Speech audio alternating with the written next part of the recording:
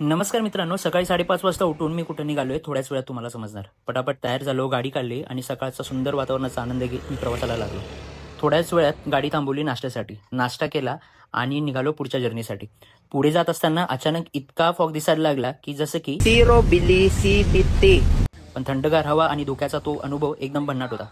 अशाच वातावरणाचा आनंद घेत काही फोटोज व्हिडिओज काढत आम्ही पोहोचलो फायनली आमच्या लोकेशनला. आणि मग काय, खऱ्या दिवसाची सुरुवात झाली. जसं जसं ट्रेकिंग सुरुवात केली आणि वरती चढायला लागलो तर आणखी थंडगार हवा जाणवायला लागली. सुरुवातीला सर्वांची एनर्जी आणि उत्साह म्हणजे एकदम टॉपलाच होता. पण थोड्या वेळ ट्रेकिंग झाल्यानंतर वर गेलो आणि बघतो तर काय, सर्वांचे चेहरे एकदम गार पडले. थोडा ब्रेक घेतला, पाणी प्यायलो आणि पुन्हा सुरुवात केली चढाई करायला. वाटेवर दिसणारे हिरवेगार डोंगर, ढगांनी भरलेलं आकाश, एकदम अतिशय सुंदर दृश्य होतं. आणि फायनली पोचलो गडाच्या महादरवाजाजवळ. आता तर तुम्हाला समजलं असेल. तर मित्रांनो, मी आज आलोय कोरीगड किल्ल्यावर. वर पोचल्यावर जोरदार वारा, ढगांमध्ये हरवलेलं वातावरण आणि चारही बाजूंना दिसणारा निसर्ग, सगळंच अप्रतिम होतं. मग पूर्ण गड फिरायला सुरुवात केली.